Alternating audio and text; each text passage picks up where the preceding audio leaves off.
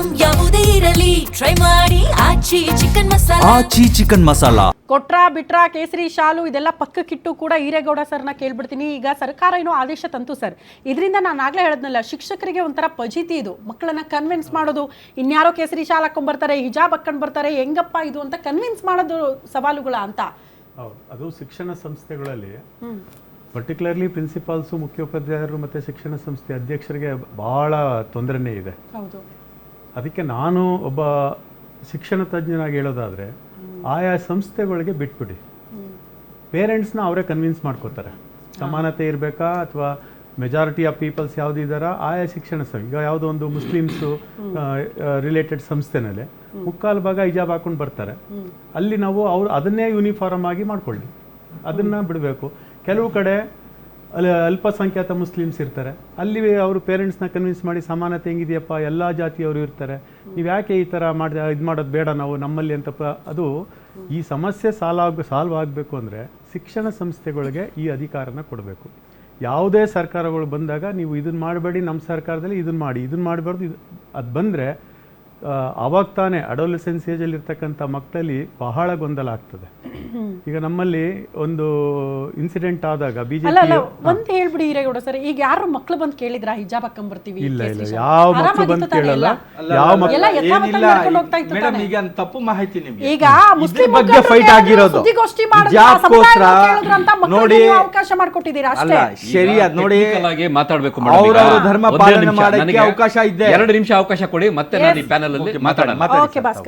ಈಗ ಕರ್ನಾಟಕ ಹೈಕೋರ್ಟ್ ರಾಜ್ಯ ಸರ್ಕಾರದ ನಿಲುವನ್ನ ಎತ್ತಿಡಿದಿದೆ, ಆಮೇಲೆ ಸುಪ್ರೀಂ ಕೋರ್ಟ್ ಹೋದ್ರು, ಅಲ್ಲಿ ಸ್ಪ್ಲಿಟ್ ವರ್ಡಿಕ್ಟ್ ಆಯ್ತು, ಸಮಬಲ ಬಂತು. ಆಮೇಲೆ ಏನ್ ಮಾಡಿದ್ರು, ಅದನ್ನ ಲಾರ್ಜರ್ ಕಾನ್ಸ್ಟಿಟ್ಯೂಷನಲ್ ಬೆಂಚ್ಗೆ ಅದನ್ನ ರೆಫರ್ ಮಾಡಿದ್ರು.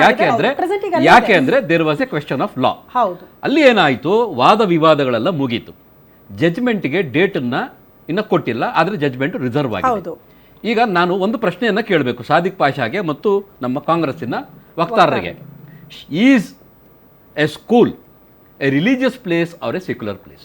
ಅಷ್ಟೇ ಬೇಕಾಗಿರೋದು. ಅಷ್ಟೇ. ನೀವು ಸೆಕ್ಯುಲರ್ ಇನ್ಸ್ಟಿಟ್ಯೂಷನ್ಸ್ ಅಲ್ಲಿ ರಿಲಿಜಿಯಸ್ ಲಾಜಿಕ್ ನ ತರೋದು ಎಷ್ಟು ಸರಿ? ಇಷ್ಟೇ ಪ್ರಶ್ನೆ.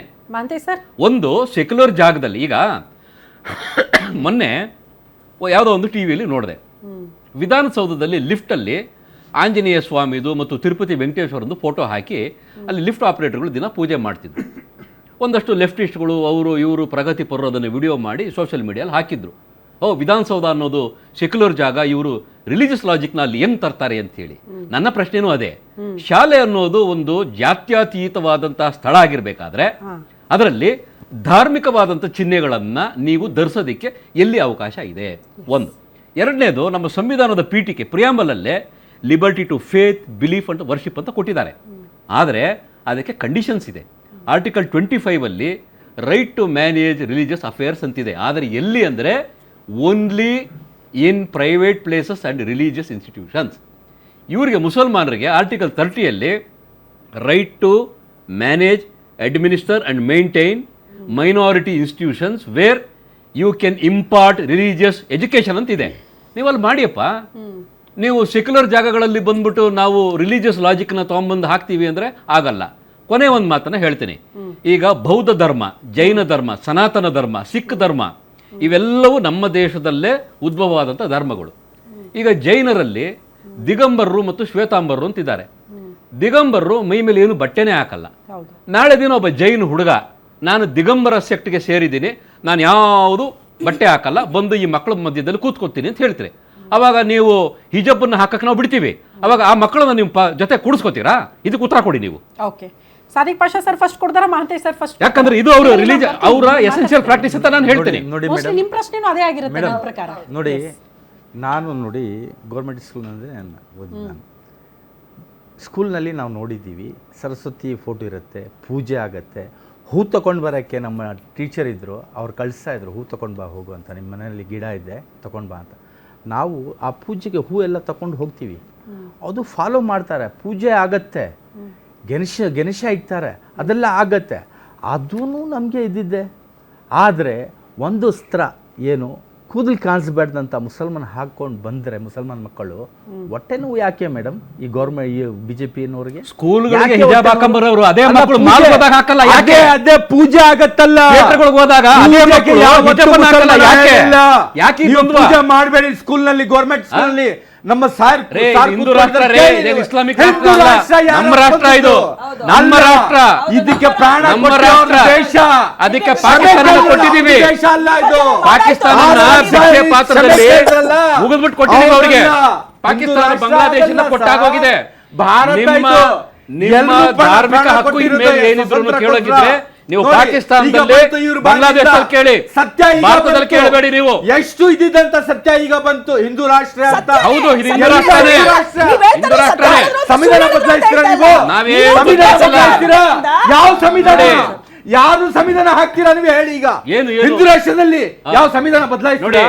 ಸಂವಿಧಾನ ಹೇಳ್ತೇನೆ, ನಿಮ್ಗೆ ಉತ್ತರ ಕೊಡ್ತೀನಿ. ರಾಷ್ಟ್ರ ಅಂದ್ರೆ Hindutva is the core of the Indian constitution.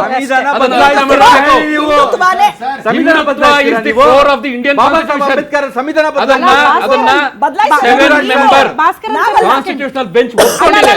Bhaskaran sir, ನಿಮ್ಗೆ ನೆನಪಿರ್ಬೋದು, ಹಿಂದೆ ಒಂದು ಡಿಬೇಟ್ ಅಲ್ಲಿ ನಾವು ಇದೇ ರೀತಿ ಒಬ್ರು ಮುಸ್ಲಿಂ ಮುಖಂಡರು ಕುತ್ಕೊಂಡಿದ್ರು. ಅವ್ರು ಹೇಳಿದ್ರು ಹಿಂದೂಗಳಿಗೆ ಇರೋಂಥದ್ದು ಒಂದು ರಾಷ್ಟ್ರ ರೀ, ಅದನ್ನು ಯಾಕೆ ಹೊಡೆಯೋ ಪ್ರಯತ್ನ ಮಾಡ್ತೀರಿ ಅಂತ. ಅದನ್ನ ಹೇಳಿದವರು ಮುಸಲ್ಮಾನ್ರೇ ಹೇಳಿರೋದು. ಅದಕ್ಕೆ ಅದನ್ನೇ ಪಾಷಾ ಸರ್ ಗಮನಕ್ಕೆ ತರಕ್ಕೆ, ನೋಡಿ ಮೇಡಮ್ ಅವರೇ, ಪಾಷಾ ಸರ್ ಗಮನಕ್ಕೆ ತರಕ್ಕೆ, ಮೇಡಮ್ ಅವರೇ, ನಿಮ್ ಗಮನಕ್ಕೆ ಇರ್ಲಿ ಅಂತ.